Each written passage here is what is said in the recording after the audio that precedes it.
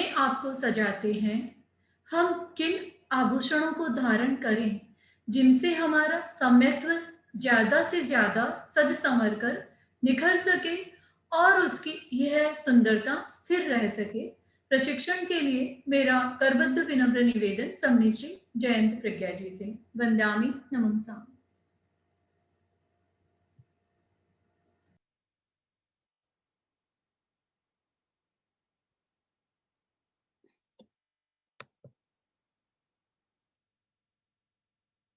महाप्राण ज्योतिपुंज पूज्य गुरुदेव के चरणों में वंदन।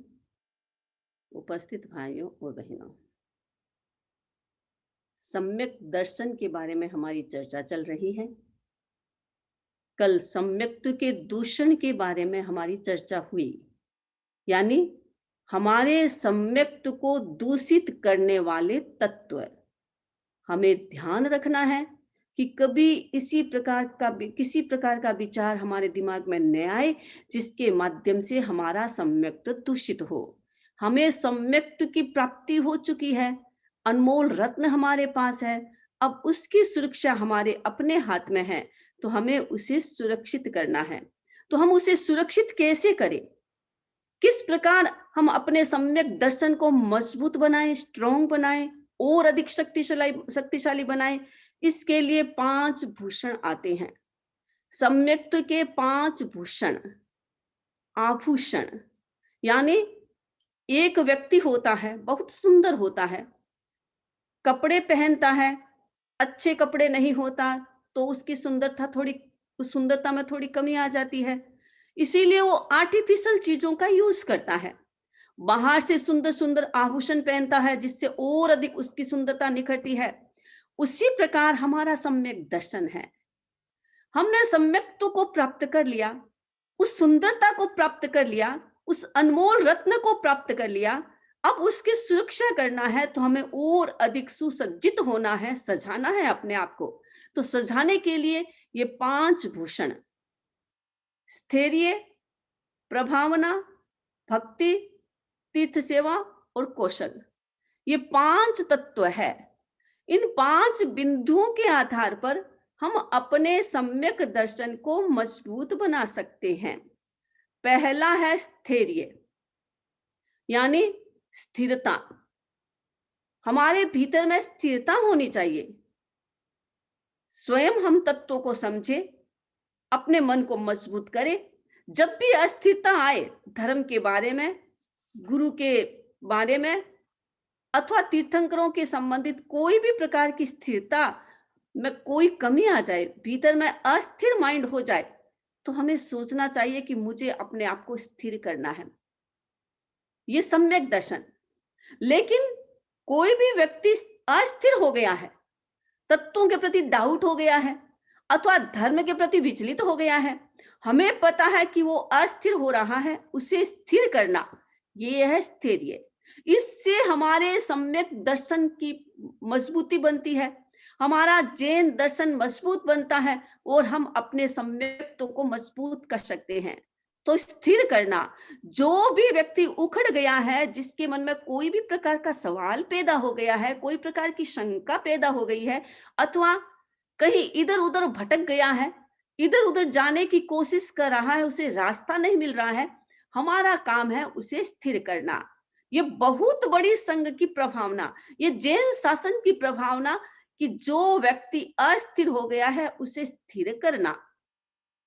आचार्य वसु 14 पुरों के ज्ञाता थे, शिष्यों को अध्ययन करवा रहे थे। अध्ययन के दौरान उन्होंने बताया कि भगवान महावीर ने कहा है, एक आत्मा के असंख्य प्रदेश होते हैं। लास्ट प्रदेश भी अगर कम हो गया तो आत्मा का एग्जिस्टेंस नहीं होगा, आत्मा का अस्तित्व तो नहीं रहेगा। आत्मा के तो असंख्य प्रदेश ही होते हैं। अब वाचना तो अनेक शिष्य सुन रहे थे, उसमें एक शिष्य था तिष्यगुप्त। उसने प्रश्न किया, गुरुदेव इसका मतलब क्या हुआ कि आत्मा का जो असंख्य प्रदेश है वो अंतिम प्रदेश अगर नहीं है तो आत्मा का अस्तित्व नहीं है, तो अंतिम प्रदेश का महत्व हो गया। गुरु ने कहा, नहीं वत्स से ऐसी बात नहीं है, असंख्य प्रदेशों का महत्व है। लेकिन उसने बात स्वीकार नहीं की। उसने कहा, नहीं, भगवान ने ऐसा ही कहा है कि अंतिम प्रदेश अगर लुप्त हो गया तो आत्मा का अस्तित्व नहीं है, इसलिए अंतिम प्रदेश का ही महत्व है, आगे के प्रदेशों का महत्व नहीं है। गुरु ने उसे संघ से बहिष्कृत कर दिया। समझाया न समझाए, समझे तो क्या करे, मिथ्यात्व को तो संघ में कैसे रखे, साधु जीवन में कैसे रखे। गुरु ने उसे साधु जीवन से मुक्त कर दिया। अब उसको संघ से निकाल दिया तो अपना प्रचार प्रसार करने लगा कि नहीं, भगवान ने जो कहा है कि अंतिम जो प्रदेश है आत्मा के असंख्य प्रदेश का अंतिम जो प्रदेश है, अगर वो नहीं है तो आत्मा नहीं है। अब भीतर में ये भावना और सब जगह प्रचार प्रसार कर रहा था, अपना गलत प्रचार, अपनी गलत प्ररूपणा, अस्थिर हो गया माइंड, क्योंकि दिमाग में दूसरा फितूर आ गया, मिथ्यत्व बन गया। और मिथ्यत्व चीज होती है, उसकी पैकेजिंग बड़ी सुंदर होती है, प्रस्तुत करने वाले बड़े सुंदर ढंग से प्रस्तुत करते हैं, तो व्यक्ति सोचता है कि यही सत्य है। अब उसने अपनी बात को फैलाना प्रारंभ किया और इतनी अच्छी तरह से प्रस्तुत करता था। अच्छे श्रावक भी होते हैं जो धार्मिक होते हैं, जिनके मन में आता है कि ये माइंड अस्थिर हो गया है, उसे मुझे स्थिर करना चाहिए। घूमते घूमते वो एक बार आमर कल्पा नगरी में पधारते हैं। आमल कल्पा नगरी में एक श्रावक रहता था, मित्र श्री उसका नाम था। बड़ा तत्वज्ञ था, तत्व ज्ञानी था, समझाने की कला भी मजबूत थी, उसकी कौशल भी उसका मजबूत था, भक्ति भी संघ के प्रति बहुत मजबूत थी। तो उसने मुनि को निमंत्रण किया, तिस्य गुप्ती को समझाने की योजना बनाई। उसने सोचा कि ये गलत हो गया है और गलत गलत बात फैला रहा है, सम्यक लोगों को मिसगाइड करा है, मिथ्यात्व बना रहा है, कितने कर्मों का बंधन करा है, मुझे इसे समझाना है। मित्र श्री ने उसे अपने घर में भोजन के लिए निमंत्रण दिया, भिक्षा के लिए बुलाया। तिष्य गुप्त घर में आया, मित्र श्री ने बहुत सारा पकवान बनाया था, बहुत सारा खाना बनाया था। तिष्य गुप्ती ने देखा कि आज तो ये मेरा पक्का श्रावक बनने वाला है, मेरे लिए इतनी व्यवस्था की है, इतनी सुंदर व्यवस्था इसके घर में है। तिष्य गुप्त खाने के लिए बैठा, बहुत सोने का थाल लगाया, बहुत सुंदर सोने की ग्लास, अच्छी अच्छी वस्तुएं, अच्छा बिस्तर लगाया, अच्छा एकदम चेयर लगाई, सब कुछ व्यवस्थित था। खाना खाने के लिए बैठा, खाना परोस रहा था। क्या किया उसने, एक चावल दिया, एक गेहूं का दाना दिया। उसने कहा ये क्या करे हो। आचार्य तिष्यगुप्त ने पूछा कि ये क्या करे हो, एक श्रावक होकर के इस प्रकार की मजाक क्यों करे हो साधु के साथ। उसने कहा मजाक क्या गुरुदेव, मजाक कहाँ है, मैं आपको खाना खिला रहा हूं। अरे एक चावल से कोई पेट भरता है क्या, एक गेहूं के अनाज से कोई पेट भरता है क्या। उसने कहा क्यों नहीं भरता, आपने यही तो बात कही है, आपका यही तो सिद्धांत है कि आत्मा के असंख्य प्रदेश में एक प्रदेश नहीं होता है, लास्ट प्रदेश नहीं है तो आत्मा का अस्तित्व नहीं है। तो इसका मतलब लास्ट प्रदेश ही तो सब कुछ है, एक प्रदेश ही तो सब कुछ है। तो आप एक अनाज का दाना खाइए, आपका पेट भर जाएगा।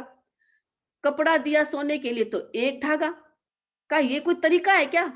गुरुदेव आप ही तो फरमाते हैं एक तत्व नहीं है, एक प्रदेश नहीं है तो आत्मा का अस्तित्व नहीं है, इसलिए आपकी बात को ही मैं तो सपोर्ट कर रहा हूं। जैसे ये बात कही, दिमाग में आया कि नहीं, व्यवहार में ऐसा नहीं चलता है, भगवान ने जो कहा है वो सत्य है। पुनः स्थिर हो गया, ये है स्थिरता। कोई भी व्यक्ति अस्थिर हो गया है, मन विचलित हो गया है, गलत बात फैला रहा है, हम उसके साथ न मिले तो हम भी अस्थिर हो जाएंगे। हम उसे समझाने की कोशिश करें जिससे हमारा सम्यक दर्शन मजबूत होगा, हम अपने सम्यक दर्शन को पुष्ट कर पाएंगे, अपनी स्थिरता को मजबूत कर पाएंगे और दूसरे को भी स्थिर बना पाएंगे। आचार्य आषाढ़ भूति थे, साधुओं को वासना देते थे, बड़े अच्छे आचार्य थे। रात को सोए, प्रातःकाल उनकी मृत्यु हो गई, उठ नहीं सके। शिष्यों को 4 बजे उठाते थे, लेकिन पहले मृत्यु हो गई आचार्य की, तो आचार्य तो उठ नहीं सके। मर करके वो प्रथम देवलोक में नलिनी गुल्म विमान में पैदा हुए। पैदा होते ही अवधि ज्ञान लगाया कि मैंने क्या किया। अवधि ज्ञान लगाया तो देखा कि मेरी तो मृत्यु हो गई है और मेरे शिष्य अभी तक सोए हुए हैं, जागे नहीं है। तो मुझे अपने शिष्यों को जगाना है, नहीं तो उनकी योग साधना में विघ्न बाधा आएगी। आचार्य ने क्या किया, देवगति में पैदा हो चुका था, वापस शरीर तो वहीं पड़ा था, क्योंकि शिष्यों को तो पता ही नहीं कि आचार्य की मृत्यु हो गई है, शरीर वहां पड़ा है। आचार्य क्या करते हैं, देव गति से उस शरीर में प्रवेश कर जाते हैं। आषाढ़ भूति के शरीर में पुनः प्रवेश किया, प्रवेश करके सभी शिष्यों को उठाया, योग साधना प्रारंभ की, सब कुछ करवाया।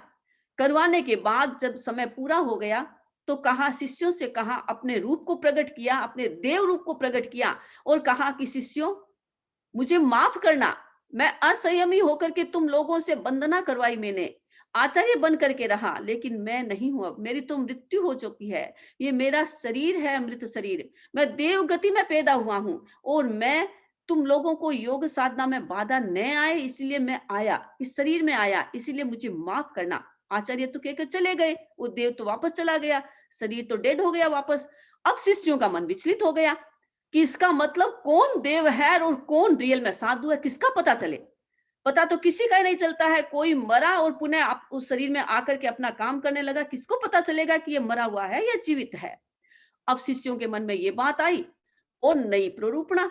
स्थविरों ने बहुत समझाया कि नहीं, तुम लोग गलत कर रहे हो, भगवान ने जो किया है वो ही होगा, आचार्य तुम लोगों की सुरक्षा के लिए पधारे थे, ऐसा नहीं है। अब उन्होंने तो उस बात को पकड़ लिया और अव्यक्तवाद का सिद्धांत प्रारंभ कर दिया, फैलाने लगे, जगह जगह जाते हैं, सब जगह प्रचार प्रसार करते हैं। सोचा क्या करें, घूमते घूमते राजगृह नगरी में आए। वहां का राजा था मौर्य वंशी राजा बलभद्र। बलभद्र बहुत श्रावक था, बहुत पक्का श्रावक था। उन्होंने सोचा इन साधुओं को लाइन पे लाना चाहिए, नहीं तो ये गलत हो जाएंगे। तो क्या किया बलभद्र ने, सभी साधुओं को राज दरबार में बुलाया और बुला करके अपने कर्मचारियों को कहा कि इनके कोड़े मारो। साधु ने कहा ये क्या करे हो, अच्छे श्रावक होकर के साधुओं के साथ इस प्रकार की असाधना, ये तुम्हें शोभा नहीं देता। उसने कहा किसको शोभा देता है, आप साधु है या नहीं साधु, पता नहीं कौन है आप अपने शरीर में देव के रूप में आ गए, देवता है आप शरीर में आ गए, हमें क्या पता चला आप साधु है या नहीं। अब शिष्यों का एकदम पावा हिल गया। उन्होंने सोचा कि ठीक कहता है, ऐसा नहीं होता, सारे ऐसे नहीं होते, ये तो कभी कभी कोई घटना होती है, कभी शिक्षा देने के लिए पधारते हैं, लेकिन ऐसी घटना नहीं। पुनः स्थिर हो गए।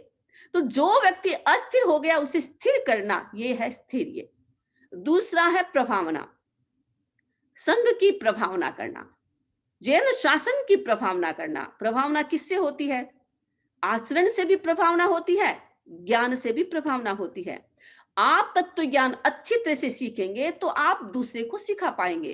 कोई व्यक्ति गलत कर रहा है, गलत आचरण कर रहा है, तो आप उसे सही कर पाएंगे।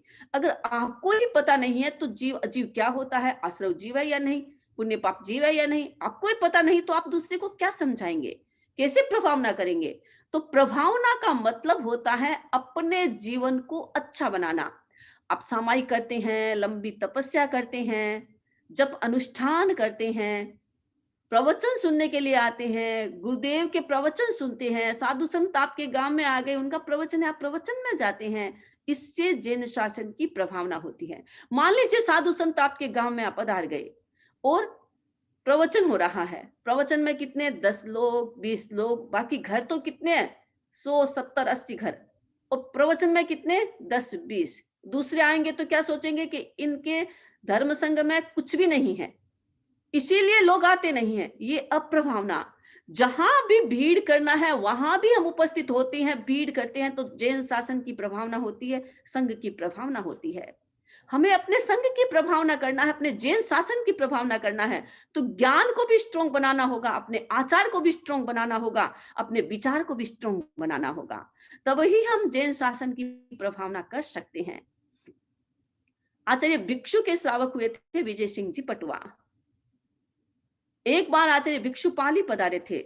उस समय विजय सिंह जी पटवा आचार्य भिक्षु को नहीं मानते थे, अपने गुरु के रूप में नहीं मानते थे। विश्वास था कि भीखंड जी की शक्ति बड़ी है, भीखंड जी की बुद्धि बड़ी तीव्र है, अच्छी तरह से समझा सकते हैं, लेकिन मौका नहीं मिला, इसलिए आचार्य भिक्षु उनके गुरु नहीं बने।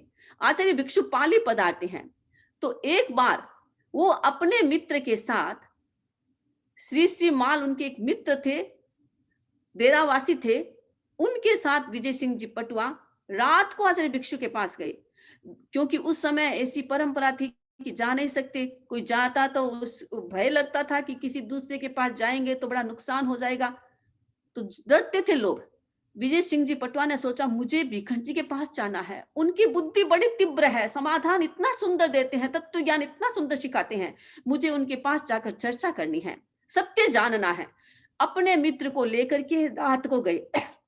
रात को आचार्य भिक्षु के सोने का समय था, उस समय कहे गए और कहा कि मुझे आप समय दे। आचार्य भिक्षु ने संतों से कहा कि तुम लोग सो जाओ, कोई कोई ऐसे 2 आदमी आए हैं जो अजनबी है, जिसको बारे में मैं नहीं जानता, तो आए हैं तो मुझे उन्हें शिक्षा देनी है, मुझे उनसे बात करनी है। तुम लोग सो जाओ। साधु सब सो जाए गए, कुछ साधु जागते थे जो गुरु की बात को सुन रहे थे। वो दोनों बैठ गए और रात भर चर्चा, प्रश्नों पर प्रश्न, प्रश्नों पर प्रश्न, और आचार्य भिक्षु ने सबका समाधान दिया, सटीक समाधान।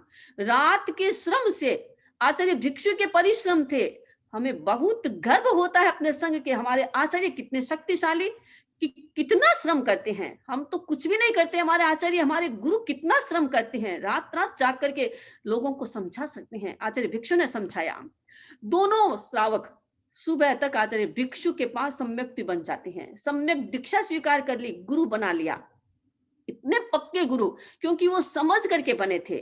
तत्वों को अगर समझ करके हम कहीं भी जाते हैं, सम्यक बनते हैं, तो वो हम कभी विचलित नहीं होते हैं। विजय सिंह जी पटवा कभी विचलित नहीं हुए, इतने स्ट्रॉन्ग बन गए थे। आचार्य भिक्षु का तो बिहार हो गया। एक बार कुछ साधु संघ से निकल गए, चंद्रभान जी आदि। आचार्य भिक्षु तो पधार गए, पाली में वो पधारे और आचार्य भिक्षु की निंदा करने लगे विजय सिंह जी के सामने। सोचा कि विजय सिंह जी को मैं अपनी बात कहूंगा तो ये मेरा श्रावक बन जाएगा, क्योंकि जैसे आचार्य भिक्षु का बना है मेरा भी बन जाएगा। बड़ी लालच के साथ वहां गए, बड़ी आशा के साथ वहां गए और आचार्य भिक्षु की निंदा करने लगे। इतनी निंदा, प्रवचन देते तो निंदा, कुछ लोग होते प्रवचन में भी निंदा है। अब निंदा करते करते विजय सिंह जी पटवा कुछ नहीं बोलते थे, तो एक श्रावक ने आचार्य भिक्षु के पास विजय सिंह जी की कंप्लेन कर दी कि विजय सिंह जी तो ऐसे हैं कि उस श्रावक, उस साधु ने इतनी निंदा की, भगवान आपकी इतनी निंदा की, फिर भी विजय सिंह जी कुछ भी नहीं बोले। आचार्य भिक्षु ने कहा विजय सिंह जी को कोई शंका होगी तो मुझे पूछ लेंगे। अब संयोग से आचार्य भिक्षु पाली पधार गए, वापस पधारे। विजय सिंह जी पटवा कभी गुरुदेव को कुछ भी नहीं पूछा, उन्होंने कोई भी प्रकार की शंका नहीं, उतनी श्रद्धा के पास, श्रद्धा से जाते थे, चर्चाएं होती थी। आचार्य भिक्षु ने देखा कि ये पूछते नहीं है। आचार्य भिक्षु के बिहार करने का समय आ गया। बिहार के एक दिन पहले विजय सिंह जी से पूछा कि विजय सिंह, मैंने सुना है कि चंद्रभान जी आए थे और उन्होंने बहुत निंदा की थी और तुम भी उसमें सम्मिलित थे। उसने कहा हाँ गुरुदेव, मैं प्रवचन में जाता था, उनको सुनता था, वो निंदा करते थे, तो तुमने कुछ कहा नहीं।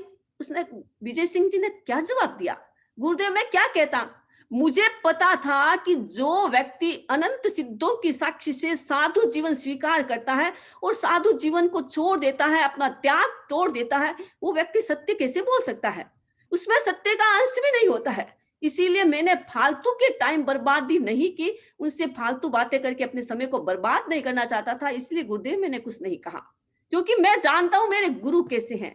ये है पक्की श्रद्धा, ये है प्रभावना। जो व्यक्ति संघ की प्रभावना करता है वो व्यक्ति अपने सम्यक दर्शन को मजबूत करता है। एक व्यक्ति आया आचार्य भिक्षु, आचार्य पटवा जी के पास और कहा कि तुम्हारे भिखंड जी, कोई दूसरा व्यक्ति किवाड़ खोलता है तो उसे पाप मानते हैं और स्वयं आचार्य भिखंड जी किवाड़ खोलते हैं। विजय सिंह जी ने कहा कि ऐसे गुरु ने नहीं कर सकते, मेरे गुरु को मैं जानता हूं, मेरे ऐसे गुरु नहीं करते। कहा कि तुम मुझ पर विश्वास करो, मैं सत्य कहता हूं। विजय सिंह जी ने क्या जवाब दिया कि मुझे तुम्हारे पर विश्वास है कि तुम कभी सत्य नहीं बोल सकते, मुझे ये विश्वास है, इसीलिए मुझे कोई मतलब नहीं है तुम्हारे से। आचार्य भिक्षु को जब ये पता चला, आचार्य भिक्षु ने कहा विजय सिंह जी पटवा की श्रद्धा अगाध है, उनके व्यवहार से, उनके आचरण से, उनके विचार से ऐसा लगता है कि वो साक्षायिक सम्यक्त्व के धनी हैं। आचार्य भिक्षु ने ये बात विजय सिंह जी के लिए कही। जो श्रावक इतना मजबूत होता है, किसी की बातों में नहीं आता, जो भी संघ से अलग हो गया है, हम उसके पास नहीं जाते, जाना नहीं, क्योंकि जाते हैं तो हमारा सम्यक दर्शन मजबूत नहीं रह सकता, हमारे सम्यक दर्शन कमजोर हो सकता है। उन्होंने क्या कहा, जो व्यक्ति अनंत सिद्धों की साक्षी से त्याग लेता है, उसको तोड़ करके चला जाता है, वो व्यक्ति सत्य कैसे हो सकता है, उसका आचरण अच्छा कैसे हो सकता है। हमें चिंतन करना है कि हमें अपने धर्म संघ की प्रभावना में कभी कमी नहीं आए, ऐसा काम करना है।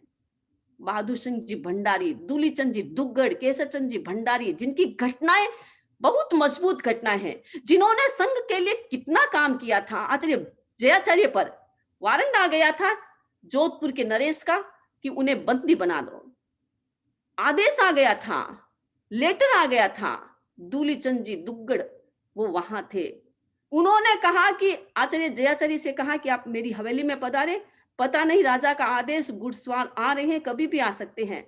जयाचार्य उनकी हवेली में पधारते हैं। उन्होंने क्या किया, लाडनू के श्रावकों ने किया कहा कि पहले तो जो आएंगे हम उनको समझाएंगे, नहीं समझेंगे तो हम मानव दीवार खड़ी कर देंगे अजयाचार्य के सामने, हमारे गुरु को हमें चीर करके हमारे गुरु के पास कोई नहीं पहुंच सकता है, इतनी ताकत। और यहां तक दूलीचंद जी ने क्या किया, लाडनू के राजपूतों को तैयार कर दिया कि अगर वो न माने, इतना करने के बाद भी न माने और जयाचार्य को बंदी बनाने की कोशिश करे, तो हम उनके साथ लड़ेंगे, मारेंगे और मरेंगे। अच्छा नहीं है हिंसा करना, लेकिन रक्षा के लिए व्यक्ति कुछ भी कर सकता है। ये है भक्ति, ये है प्रभावना, जिससे जैन शासन की प्रभावना होती है। भंडारी जी वहां थे, बहादुर मल जी भंडारी जोधपुर में थे, राजा के पास गए, कहा आपने ये क्या किया है, कितना गलत आदेश दिया है। वो मेरे गुरु है, मेरे गुरु कभी गलत काम नहीं कर सकते हैं, कभी प्रलोभन से किसी को दीक्षा नहीं दे सकते हैं। जिन्होंने भी आपके सामने कंप्लेन की वो गलत है। जोधपुर के नरेशिल गए, उन्होंने कहा बहादुर जी मैंने तो ये गलत कर दिया है। ये धर्म की प्रभावना करने वाले तत्व है, जिससे व्यक्ति अपने धर्म संघ की प्रभावना कर सकता है। हमें अपने धर्म संघ की प्रभावना करना है, कैसे करें ये हमें सोचना है कि जब भी कोई व्यक्ति इस प्रकार की गलत बात कहे, व्हाट्सएप पर भेजे या कोई भी प्रकार की ऐसी बकवास करे, तो हमें उसे सुनना नहीं है। हमें अपने धर्म संघ की रक्षा के लिए उससे या तो कानों को बंद करो, नहीं तो उसको सटीक जवाब दो, उसकी आवाज को बंद करने की ताकत रखे। जो व्यक्ति स्वयं नहीं जानेगा तो करेगा कैसे, इसलिए सिद्धांत सीखना जरूरी है। अपने धर्म संघ की मर्यादाएं क्या है उसे जानना जरूरी है। तेरापंथ के सिद्धांत क्या है उसे जानना जरूरी है। भगवान महावीर के सिद्धांत क्या है उसे जानना जरूरी है। तभी तो हम दूसरे का प्रतिकार, गलती का प्रतिकार कर सकते हैं। हमें अपनी प्रभावना में शक्तिशाली बनना है। जो संघ की प्रभावना करता है, जैन शासन की प्रभावना करता है, वो अपने सम्यक दर्शन को मजबूत बनाता है। अगला है भक्ति। भक्ति करना, तीर्थंकरों की स्तुति करे। आचार्य तुलसी ने परमेष्टि, 5 परमेष्टियों पर गीत बना दिया, गीत गाएं। जयाचार्य ने अनेक गीत बनाया, विघ्नहरण का गीत बनाया, मुनिंद मोरा का गीत बनाया, भिक्षु मार्य प्रगटिया जी भरत क्षेत्र में गीत बनाया।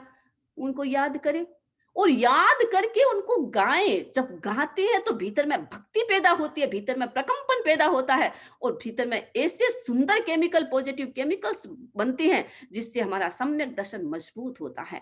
हमें भक्ति करना है, संघ की भक्ति, जैन शासन की भक्ति, गुरुओं की भक्ति, तीर्थंकरों की भक्ति। जो व्यक्ति भक्ति करता है, लोगस भक्ति का एक रूप है, नमोत्थुणं भक्ति का एक रूप है। हम जितना ज्यादा नमस्कार महामंत्र का जप करें, जितना ज्यादा नमोत्थुणं या लोगस का जप करें, जितना ज्यादा आचार्य भिक्षु का जप करें, हमारी भक्ति मजबूत होगी और भक्ति से हम अपने सम्यक दर्शन को मजबूत बनाएंगे। अगला है कौशल। कौशल का मतलब क्या है? सीखना। एक होता है ज्ञान, मति ज्ञान, एक होता है श्रुति ज्ञान। मति ज्ञान मजबूत है, मुझे बहुत अच्छी तरह से तत्व आता है, लेकिन समझाना नहीं आएगा तो संघ की प्रभावना कैसे कर पाएंगे? क्योंकि ये भूषण है, वो शासन की प्रभावना के है, ये सम्यक दर्शन को मजबूत बनाने के तरीके हैं। तो इसीलिए ज्ञान प्राप्त करना और उसको समझाने की कला को भी सीखना, उसको भी मजबूत करना, अपने श्रुति ज्ञान को मजबूत करना, जिससे हम दूसरे को समझा सकें। भगवान महावीर का एक श्रावक हुए थे मद्दुक, बहुत ज्ञानी श्रावक, तत्वज्ञ श्रावक। भगवान महावीर एक बार पधारे, जो स्थविर थे, जो अन्य संप्रदाय के परिव्राजक थे, उनके मन में डाउट आ गया कि भगवान महावीर ने 5 अस्तिकाएं कहा है और 5 अस्तिकाएं में 4 को उन्होंने अमूर्त कहा है और 1 को मूर्त कहा है। ये बात समझ में नहीं आ रही, जो दिखता ही नहीं है हम उसे माने कैसे? एकदम डाउट हो गया।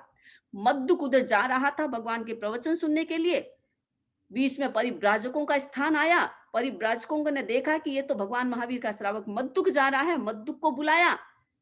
श्रावक जी, हमें कुछ डाउट है, तुम्हारे भगवान अस्तिकाय के बारे में कहते हैं, हमें डाउट है, हमें समझाए, क्या तुम मानते हो? मद्दुक ने कहा, जिसका कार्य होता है मैं उसको मानता हूं, जिसका कार्य नहीं होता है मैं उसको नहीं मानता। तो कहा कि ये धर्मास्तिकाय या धर्मास्तिकाय की बात कहते हैं, हमें तो कुछ समझ में नहीं आता, उसका कोई कार्य भी नहीं दिखता, तुम कैसे मानते हो? मद्दुक ने कहा, अच्छा मैं आपको समझाऊं। आप हवा को मानते हैं? हाँ, हवा को मानते हैं। तो आप हवा को देखते हैं? नहीं, देखते तो नहीं है। ये फूल है, आप इन फूलों को मानते हैं? हाँ, फूलों को मानते हैं। उसमें गंध होती है, मानते हैं? हाँ, गंध होती है, मानते हैं। तो गंध को आप देख सकते हैं? नहीं, हम गंध को देख तो नहीं सकते हैं। समुद्र के पार रूप है, देवगति है। आप देवगति को मानते हैं? हाँ, मानते हैं। देवगति में रूप है? हाँ, रूप है, हम मानते हैं। तो क्या आप देवगति के रूप को देखते हैं? नहीं, देखते तो नहीं है। मद्दुक ने कहा हमारा ज्ञान सीमित है, इस कारण से हम सारी चीजें देख नहीं सकते, लेकिन हम मानते हैं, क्योंकि तीर्थंकरों ने देखा है, तीर्थंकरों ने जैसा देखा है वैसा प्रस्तुत किया है। इसीलिए भगवान महावीर ने जो बात कही वो बात सत्य है। हम धर्मास्तिकाएं अधर्मास्तिकाएं को मानते हैं, लेकिन हम जानते नहीं है, क्योंकि हमारे पास केवल ज्ञान नहीं है, इसीलिए हम जानते नहीं है, लेकिन ये होता है, ये मानते हैं। परिव्राजक एकदम सजग हो गए कि हाँ मद्दुक, तुमने सही बात कही। ये है कौशल। समझाने की कला भी आनी चाहिए। हम तत्व सीखते हैं तो समझाने की कला भी हमारे भीतर में होनी चाहिए, जिससे हम जैन शासन की, धर्म संघ की प्रभावना कर सकते हैं। अगला है तीर्थ सेवा। तीर्थंकर की सेवा, तीर्थ की सेवा। 4 तीर्थ होते हैं, श्रावक, श्राविका, साधु और साध्वी। सेवा करना। कभी कोई साधर्मिक बंधु मान लीजिए पीड़ित है, दुखी है, उसके सामने कोई समस्या आ गई है, तो उसकी भी रक्षा करना, ये साधर्मिक वात्सल्य होता है। ये जैन जीवन शैली का एक बिंदु होता है। ये तीर्थ सेवा का एक लक्षण होता है। हमारे भीतर में ये होना चाहिए कि कोई भी व्यक्ति जो हमारे से संबंधित है, जो हमारे धर्म से संबंधित है, उसकी रक्षा करना, उसको सही रास्ते पर लाना। वो गलत है तो गलत रास्ते में जा रहा है तो उसको सही करना। एक जमाना था साउथ में, जिस समय धर्म का बहुत प्रचार प्रसार होता था। जैन श्रावक इतने मजबूत होते थे, उनको लगा कि हमारा धर्म साधु कम हो रहे हैं, दूसरे धर्म का प्रचार ज्यादा हो रहे हैं, हमारा जैन धर्म कमजोर हो रहा है। तो उन्होंने क्या किया? उन्होंने अनेक प्रकार की शालाएं खोल दी, दानशाला खोल दी, औषधिशाला खोल दी, ज्ञानशाला खोल दी, भोजनशाला खोल दी, जिससे लोग आते। ये एक प्रभावना का तरीका है, तीर्थ की सेवा का तरीका है। हमारे पास बहुत कुछ है, लेकिन हम अपने लिए यूज करेंगे। आप रेस्टोरेंट में खाने के लिए जाते हैं, $1000 आपने खर्च कर दिया, ₹1000 आपने अपने खाने के लिए खर्च कर दिया, तो उसका शून्य, जीरो आपको नहीं मिलेगा। अगर आप संघ की प्रभावना के लिए लगाते हैं तो उससे आपको मल्टीपल मिल सकता है। अगर आपके भीतर में त्याग की भावना है तो आप बहुत कुछ प्राप्त कर सकते हैं। ये तीर्थ सेवा है। जो व्यक्ति संघ की सेवा करता है, तीर्थ की सेवा करता है, वो अपने सम्यक दर्शन को मजबूत करता है। हम बहुत सौभाग्यशाली है कि हमारे धर्म संघ में सेवाएं होती है। वृद्ध साधु साध्वी जो असहाय हो गई हैं, जो चल फिर नहीं सकते हैं, जो बीमार हो गए हैं, जो कुछ भी नहीं कर सकते हैं, हमारे आचार्य उनकी सेवाओं के लिए व्यवस्थाएं करते हैं। कितनी बड़ी तीर्थ की सेवा होती है। जो व्यक्ति तीर्थ की सेवा करना जानता है, वो व्यक्ति अपने सम्यक दर्शन को मजबूत कर सकता है। गीत में भी कहा है, सेवा से तन मन रोगी, मैं चित्त समाधि ढलती, सेवा की उर्वर भूमि पर आत्म सिद्धियां फलती, वह नंदी सेन आदर्श रहे, सेवा अमृत बरसे, कम से कम ले अधिकाधिक दे, संस्कार यही विकसे, सेवा से गण सर से। कोई भी व्यक्ति असमाधि में है, साधु संतों की बात अलग, आप साधु संतों की सेवा करते हैं, लेकिन अपने परिवार की भी सेवा करना, अपने बुजुर्गों की भी सेवा करना, उन्हें भी समाधि पहुंचाना। अगर वो असमाधि में है तो उसके निमित्त हम भी बन सकते हैं, उन्हें समाधि देना। ये संस्कार जब भीतर में आएगा तो तीर्थ की सेवा हम कर पाएंगे। अगर संस्कार ही नहीं है, हम तीर्थ की सेवा कैसे कर पाएंगे? तो हमें अपने तीर्थ की सेवा करना है, उस घर से सेवा प्रारंभ करें। जो व्यक्ति अपने घर को सुरक्षित नहीं करता, घर को प्रसन्न नहीं कर सकता, घर को आनंदित नहीं कर सकता, वह दूसरे की सेवा क्या कर सकता है? इसलिए अपने घर के इर्द गिर्द में जो भी लोग हैं जिनको सेवा की आवश्यकता है, जो असमाधि में हो गया है, उन्हें समाधि देना, उनकी सेवा करना और तीर्थ की सेवा करना। साधु साध्वियों की सेवा करना, श्रावक श्राविका जो मुसीबत में है उनको सही रास्ता दिखाना, उनकी सेवा करना, उन्हें सहयोग करना, ये भी तीर्थ सेवा है और उसके माध्यम से भी हम अपने सम्यक दर्शन को मजबूत कर सकते हैं। तो ये सम्यक दर्शन के 5 भूषण हैं, जिसके माध्यम से हम अपने सम्यक्त्व को मजबूत करेंगे। तो हमें चिंतन करना है कि हमें इसका विकास करना है। भीतर में ज्ञान प्राप्त करना है और ज्ञान के बाद में उसको प्रकट करना है। जयंती श्राविका भगवान महावीर की श्राविका थी। श्राविका थी। श्राविकाएं भी बहुत अच्छी होती है, जिनके भीतर में इतनी कलाएं होती है, ज्ञानी नहीं होती लेकिन अपने आचार से शासन की प्रभावना कर सकती है। जमकूबाई लाल जी की पत्नी थी, छापर की थी। जब उनके सामने प्रसंग आया और लालचंद जी ने कहा कि साधु जी चाहते हैं, एक निकला हुआ कोई साधु, संघ से बहिष्कृत साधु छापर में पधार गए, प्रवचन हो रहा था और कहा कि देखो आप श्रावक लोग तो आते हैं लेकिन लेडीज कोई नहीं आती है तो खंडित लगता है, तो लेडीज को अपने अपने घर में लेडीज है उनको भी प्रवचन में लाओ। लालचंद जी गए, अपनी पत्नी जमकूबाई से कहा कि मुनि जी ने ऐसा कहा है तो प्रवचन सुनने में क्या लगता है, आप भी चलो। गुरुदेव कहते हैं, आचार्य संत जी कहते हैं कि जब प्रवचन में लेडीज नहीं होती है तो प्रवचन में मजा नहीं आता है, इसलिए आप भी चलो। जमकूबाई ने क्या जवाब दिया कि तुम्हारे साधु जी को अगर प्रवचन में लेडीज चाहिए तो घर में गागरे चुन्नी बहुत सारे पड़े हैं, ओढ़ने गागरे बहुत सारे हैं, तुम सभी श्रावक ओढ़ने गागरे पहन करके लेडीज बन के जाओ, हमें मत कहो वहां जाने के लिए, हम संघ से बहिष्कृत व्यक्ति के पास नहीं जाते हैं, उनकी बात नहीं सुनते हैं, हमें उनसे कोई मतलब नहीं है। इतना दृढ़ विश्वास हमारी श्राविका में भी होता है। रेवती श्राविका थी, भगवान महावीर की श्राविका थी। जयंती भगवान महावीर की श्राविका थी। भगवान से प्रश्न पूछा करती थी, भगवान से पूछा, भगवान जीव का सोना अच्छा या जागना? भगवान ने कहा कुछ जीवों का सोना अच्छा, कुछ जीवों का जागना। भगवान किसका जागना अच्छा? जो धर्म में लगा हुआ है, अपने सम्यक दर्शन को मजबूत करता है, जो तीर्थ की सेवा करता है, जो ज्ञान प्राप्त करता है, उस व्यक्ति का जागना अच्छा। जो प्रमाद करता है, हिंसा करता है, हिंसा में लगा रहता है, क्रूर कर्म करता है, उस व्यक्ति का सोना अच्छा। हमें जागना है और जाग करके अपने सम्यक दर्शन को मजबूत बनाना है। तो ये 5 भूषण जिसके माध्यम से हम अपने सम्यक दर्शन को मजबूत कर सकते हैं। अगला बिंदु है कि मिथ्यत्व के 2 प्रकार, ये सम्यक्त्व की चर्चा, लेकिन हम समझे कि मिथ्यत्व भी हमारे सम्यक दर्शन को कमजोर कमजोर कमजोर बना सकता है। ये समझे, ये 2 मिथ्यत्व है, एक आभिग्रहिक और एक अनाभिग्रहिक। ये मिथ्यत्व के भेद। आभिग्रही का मतलब आग्रह है, जो मैं सोचता हूं, जो मैं करता हूं वही सत्य है, दूसरा सत्य नहीं है। जानते हुए भी अपने बात पर अड़े रहना 9 तत्व है। 8 तत्वों को अच्छी तरह से समझता है, जानता है, लेकिन एक में भी डाउट हो गया तो मिथ्यात्व बन सकते हैं। आग्रह बहुत खतरनाक होता है, जहां भी आग्रह होता है वहां सम्यक दर्शन नहीं होता, वहां मिथ्या दर्शन होता है। आग्रह खतरनाक है, इसलिए हमें आग्रह नहीं करना। तत्व न समझ में आए तो छोड़ दे, लेकिन उसे आग्रह नहीं करना।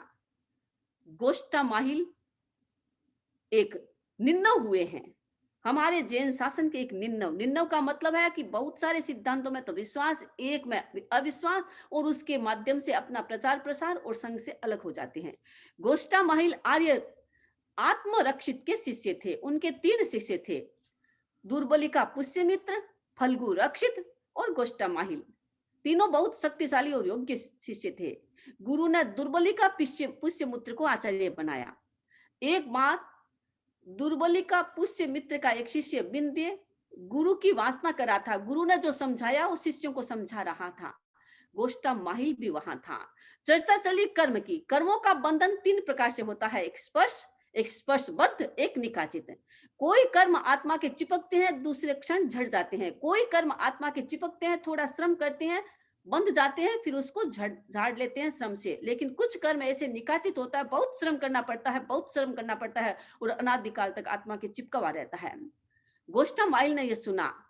उसने कहा, विंध्य तुम जो बात कहते हो वो बात ठीक नहीं है, क्योंकि कर्म तो केवल स्पर्श वाला ही होना चाहिए। अगर निकाचित कर्म आत्मा के साथ चिप गया तो वो कभी अलग ही नहीं होगा, तो आत्मा की मुक्ति कैसे होगी? इसीलिए केवल स्पर्श, आत्मा के कर्म चिपकते हैं और झड़ते हैं, ये बात ही ठीक है।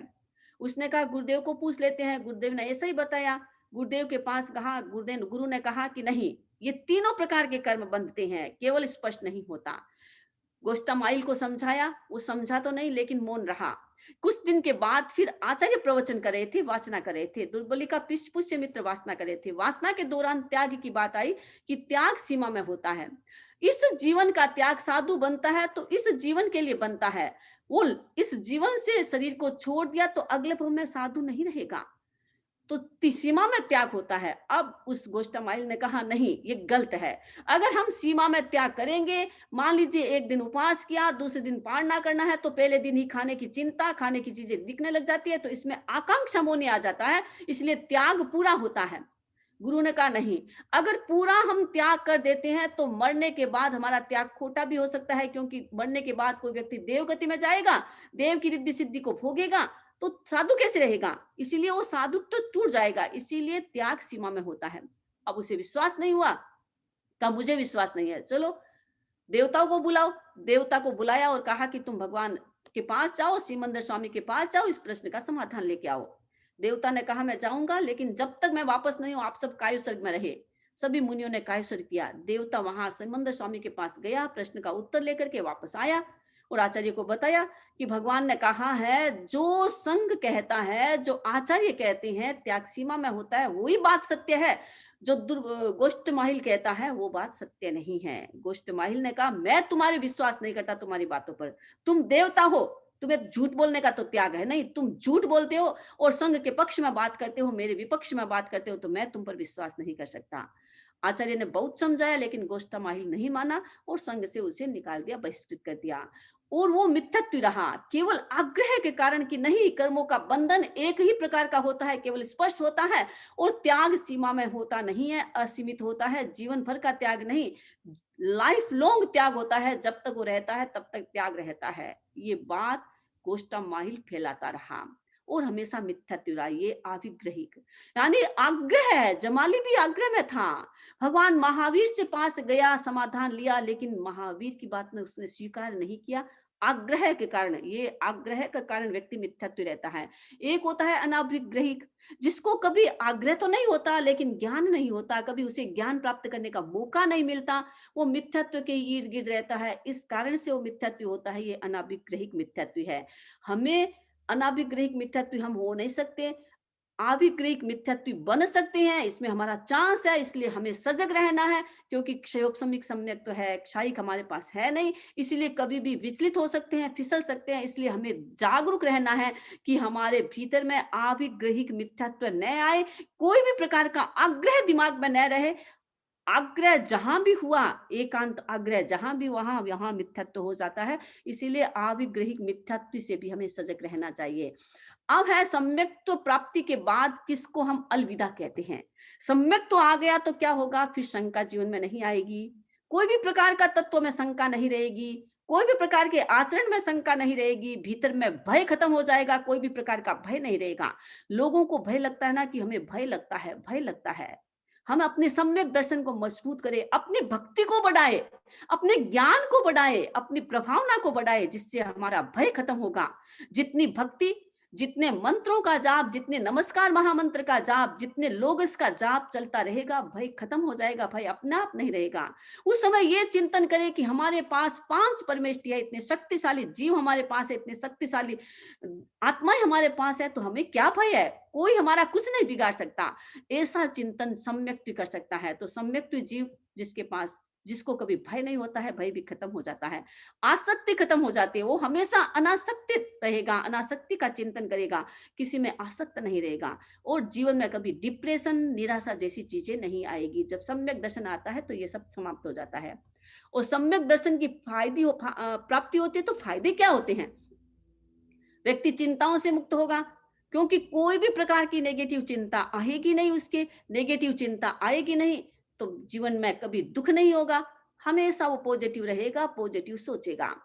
सभी प्रकार के व्यसन से मुक्त होगा, कोई भी व्यक्ति व्यसन करता है तो सम्यक दर्शन कमजोर हो जाता है, उसका उसके जो पाँवें हैं वो हिल जाते हैं, पाँव हिल जाते हैं। इसलिए ध्यान रखना है, हमें कोई प्रकार के व्यसन को नहीं पालना है, किसी प्रकार का दुर्व्यसन हमारे भीतर में नहीं होना चाहिए। अगर सम्यक दर्शन को सुरक्षित करना है तो अपने व्यसन को खत्म करे, और जिसमें व्यसन नहीं है तो समझना चाहिए वो व्यक्ति सम्यक्ति होता है।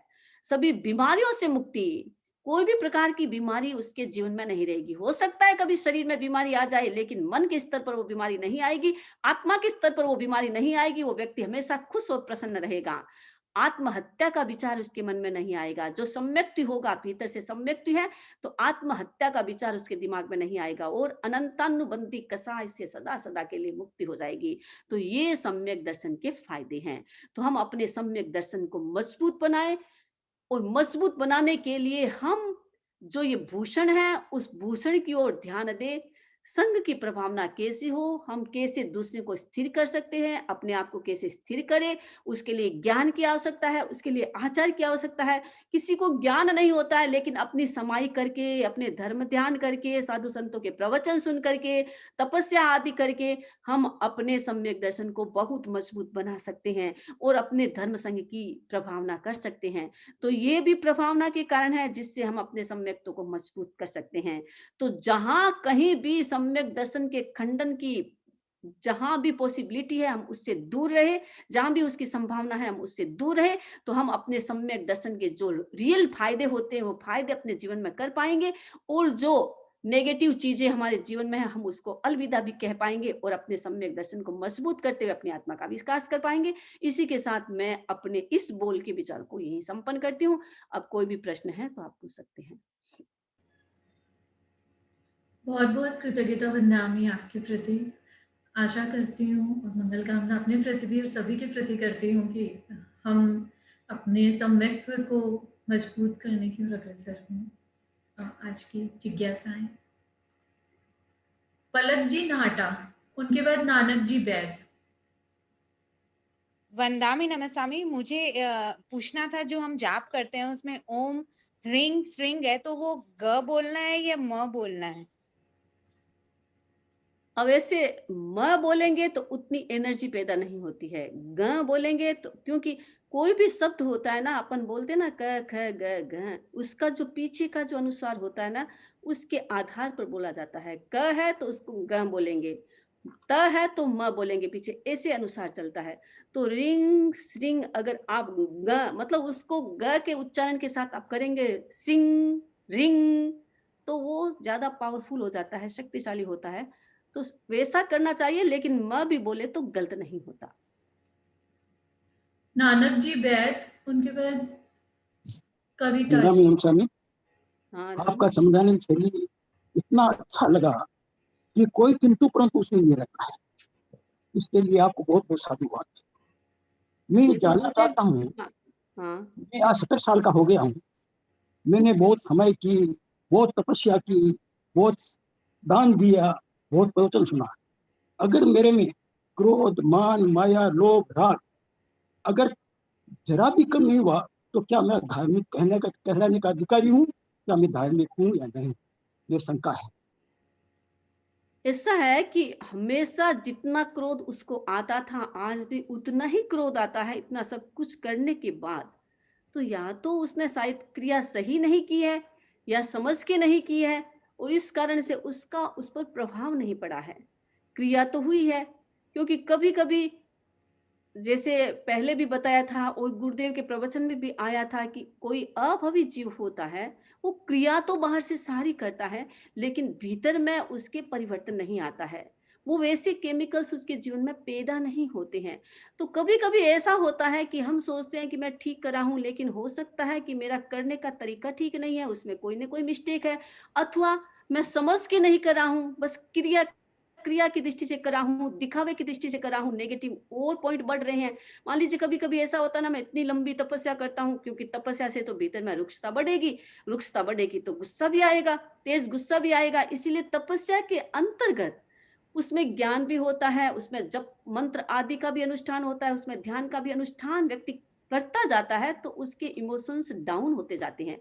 तो कभी कभी ऐसा होता है कि हम करते हैं तो दिखावे के लिए भी करते हैं, कि लोग मुझे जानेंगे कि मैं इतनी समाई करता हूँ, इतना प्रवचन सुनता हूँ। कभी कभी परंपरा के अनुसार भी कर देते हैं, देखा देख भी कर देते हैं, भीतर में इतना ज्ञान नहीं होता उसके आधार पर कर देते हैं। तो बहुत सारे नेगेटिव पक्ष भी उसके साथ होते हैं। अगर व्यक्ति स्ट्रांगली पॉजिटिव पक्ष के साथ समझ करके करता है तो वैसे सम्यक दर्शन आएगा। तो वैसे भगवान ने कहा है निश्चित रूप से अनंतानुबंधी गुस्सा कम होगा। अगर वो श्रावक है तो अप्रत्यक्षान गुस्सा भी कम होगा। उसके बिना तो वो श्रावक कैसे बनेगा। तो कम तो होना चाहिए। अगर नहीं कम होता है तो ऐसा लगता है कि शायद अच्छी तरह से नहीं किया है, वैसा का वैसा जीवन जिया है, उसके बारे में सोचा नहीं है, तो उसके माध्यम से शायद कम नहीं हुआ, ऐसा भी हो सकता है। कविता जी, उनके बाद जिया जी कोठारी। वंदामी नमन स्वामी। वंदामी, मेरा प्रश्न ये है कि हम लोग अपने धर्म में तो महाराज का और व्याख्यान वगैरह सुनते हैं तो तत्वों की बात समझते हैं, पर कभी कभी दूसरे भी संतों के, जैसे अपने ही जैनियों में ही दूसरे पंथ के जो संत हैं, उनके भी संत साध्वी जो भी हैं उनका भी सुनते हैं, तो क्या इसमें भी हमारे सम्यक्त्व में भी असर आता है?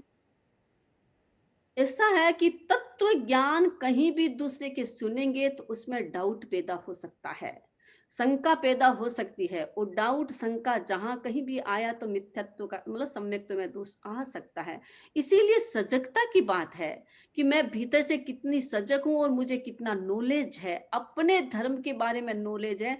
विजय सिंह जी पटवा भी सब जगह जाते थे लेकिन इतने पक्के थे कि कोई उन्हें हिला नहीं सकता था। अपना नॉलेज पहले पुष्ट करो, फिर हम कहीं भी जाएंगे ना तो हमें दिक्कत नहीं आएगी, सम्यक्त्व दूषित नहीं होगा। इसीलिए जाने से पहले अपने आप का अवलोकन करना जरूरी है कि कहीं मेरे सम्यक्त्व में दोष न आ जाए, क्योंकि जहां मैंने गुरु धारणा की है उसको मुझे सुरक्षित करना है। और जीवन में गुरु तो एक ही बार बनाया जाता है, बार बार नहीं बनाया जाता।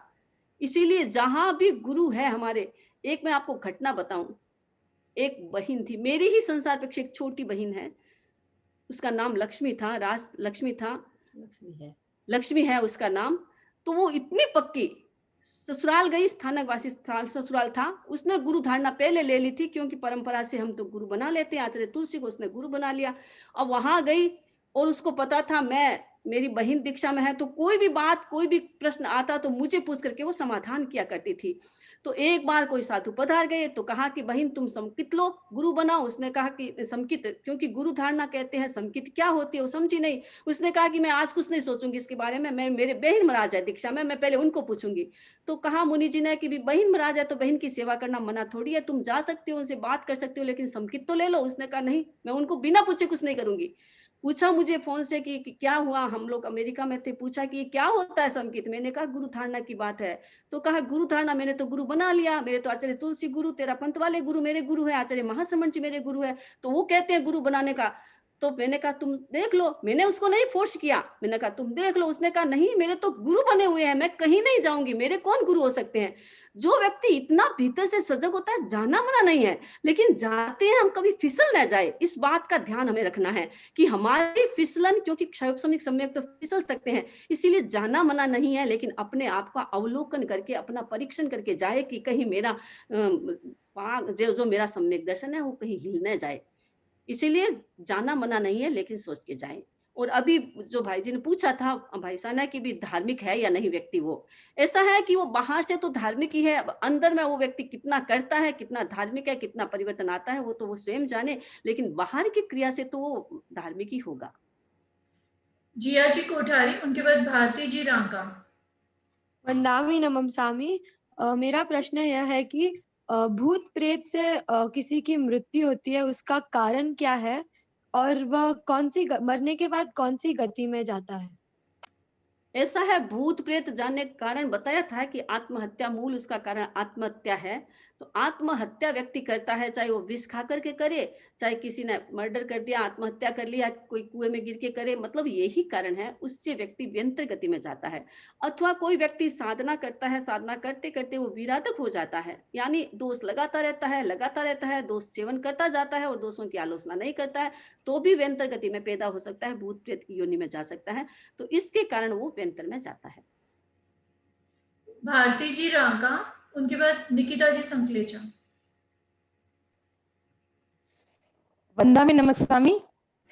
मेरा प्रश्न ये है कि हम सम्यक्ति हैं क्या, हम कैसे और समर्पण का भाव हमारे अंदर कैसे विकसित हो कि हम सही मार्ग में या मोक्ष के मार्ग में जा सकें, ये बताएं।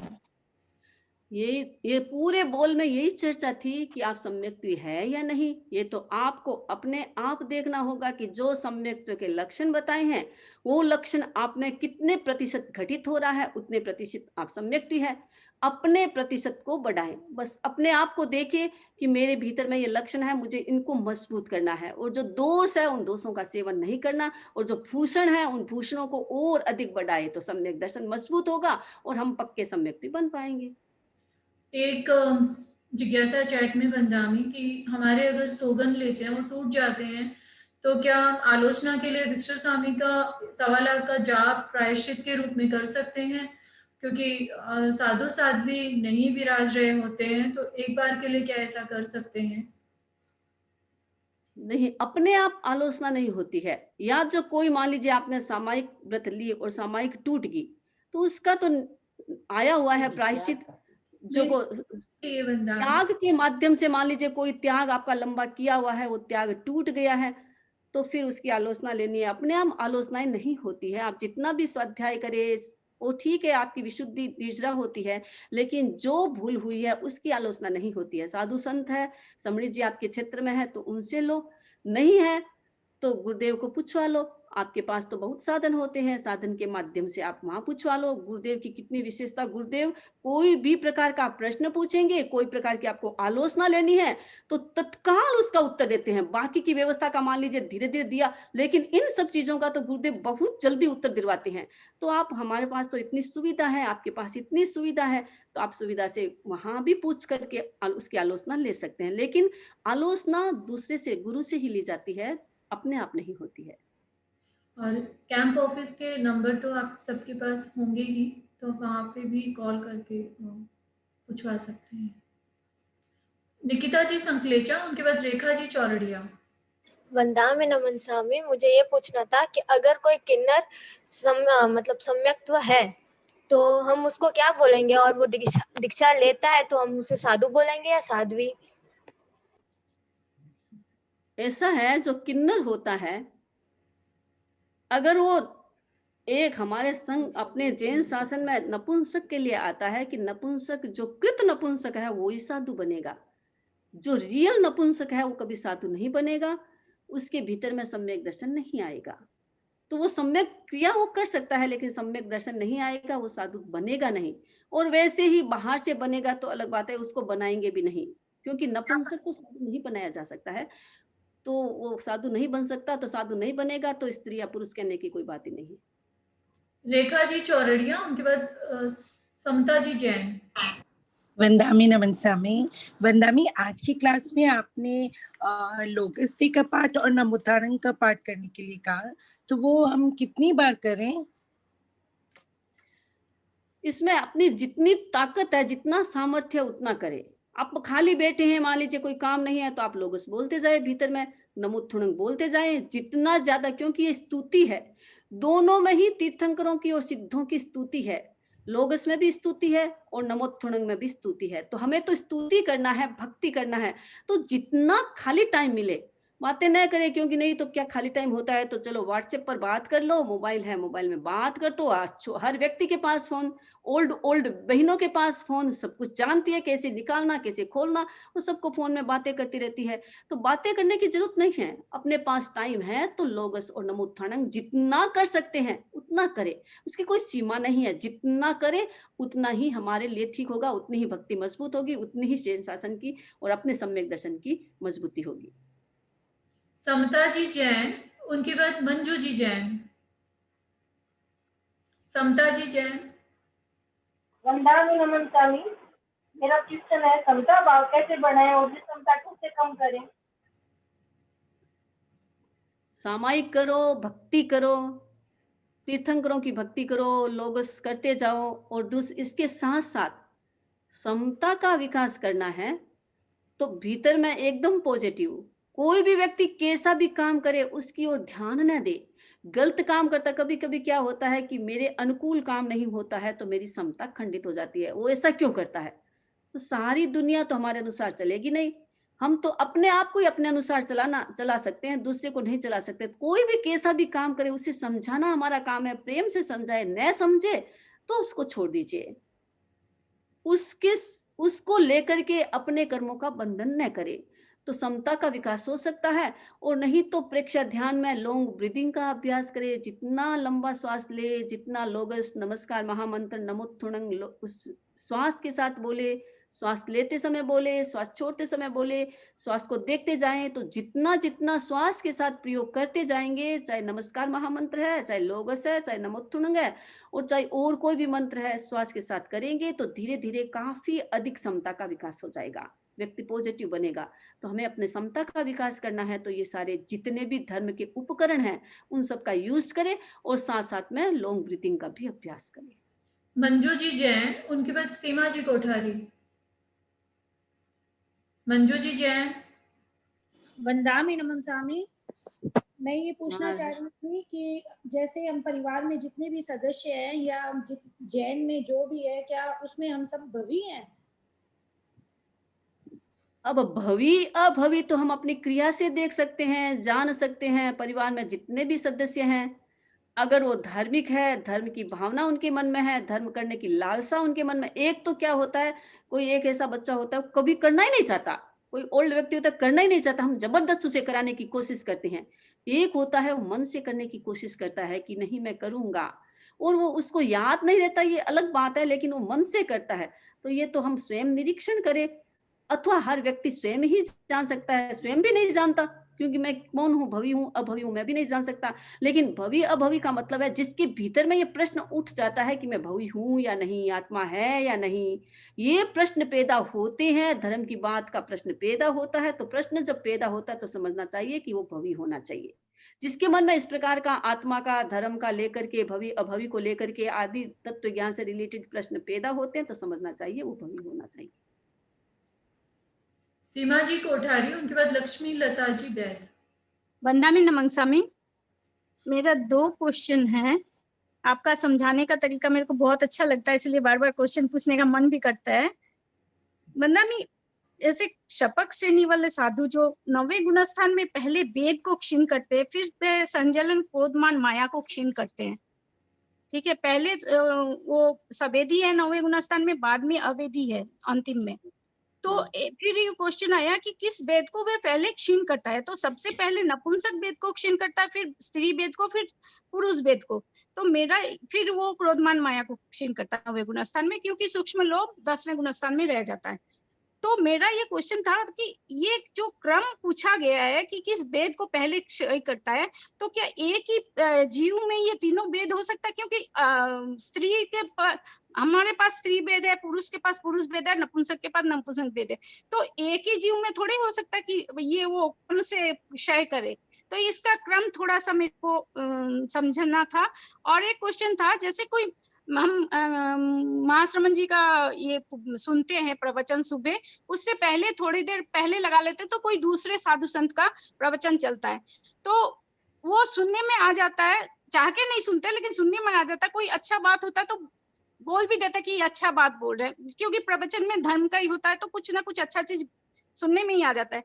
तो क्या इससे सम्यक में दोष लगता है? पहला प्रश्न आपका था वेद से रिलेटेड। 3 प्रकार के वेद होते हैं, स्त्री वेद, पुरुष वेद और नपुंसक वेद। और पहले वेद को ही खपाया जाता है, कसाय बाद में खपता है। अब जो स्त्री होगी पहले स्त्री वेद को खत्म करेगी, पुरुष होगा तो पुरुष वेद को खत्म करेगा, और नपुंसक होगा तो पहले लास्ट में, यानी स्त्री होगी तो पहले नपुंसक को खत्म करेगी, फिर पुरुष वेद को खत्म करेगी, फिर स्त्री वेद को। नपुंसक होगा तो पहले स्त्री वेद खत्म करेगा, फिर पुरुष वेद खत्म करेगा, और फिर नपुंसक वेद। वैसे ही पुरुष का होता है पहले नपुंसक, फिर स्त्री और पुरुष। अब इसमें वेद की बात है कि ऊपर से ये तो लिंग हो गया, एक स्त्री है या पुरुष है, ऊपर के तो लिंग है, वेद नहीं है। वेद का मतलब है विकार। हमारे मन में जो विकार होता है, स्त्री के प्रति विकार, पुरुष के प्रति विकार, पुरुष का विकार भी हमारे मन में हो सकता है, नपुंसक का विकार भी हमारे मन में हो सकता है, और स्त्री का विकार भी हमारे मन में हो सकता है। तो ये विकार हमारी आत्मा में, क्योंकि एक भव में, हम इस भव में स्त्री है, तो हो सकता है पहले भव में कुछ और होंगे, तो ये भव में चलते चलते चलते पता नहीं कितनी बार क्या क्या बने हैं, तो वो सारे विकार हमारी आत्मा में चिपके हुए रहते हैं। तो वो विकार को खत्म करने की बात है, न कि लिंग को खत्म करना। लिंग तो चलेगा ही, 14वें गुण स्थान, जब तक शरीर नहीं छूटेगा लिंग तो वही चलेगा, लेकिन विकार मतलब भीतर के जो मन के विकार है, मन में जो वासना है स्त्री और पुरुष नपुंसक के प्रति, जो वासना का भाव है, उस वासना को खत्म करना है, उसको खत्म करने की बात है। और उसके बाद में लास्ट में वो संज्वलन क्रोध खत्म होगा। और दूसरी बात है कि प्रवचन सुनते हैं, उससे पहले किसी का प्रवचन आता है तो प्रवचन सुनना मना नहीं है किसी का, मैंने मना नहीं किया, लेकिन अपना विवेक अपने हाथ में है। अपने सम्यक दर्शन को मैं कैसे मजबूत करूँ ना है, इसकी बात है। और जनरल जो बातें होती है लाइफ की, घरेलू बातें होती है, वो सुने तो कोई दिक्कत नहीं है, उसमें सुनने में कोई कठिनाई नहीं है, उसको हम सुन सकते हैं, सुनने में कोई बात नहीं है। और इतना भी कह दिया कि अच्छी बात बताते हैं तो अच्छी बात है, लेकिन तत्व से रिलेटेड कोई बात है, उसको अच्छी या बुरी अपना निरीक्षण करके बताना कि भाई हाँ ये बात हमारे से मिलती है तो ये भी ठीक है, तब तो कोई गलत नहीं है। ऐसे सुनने में और ऐसे प्रशंसा करने में कोई गलत नहीं होना चाहिए। शायद लक्ष्मी लता जी ने हैंड लो कर दिया। बहुत बहुत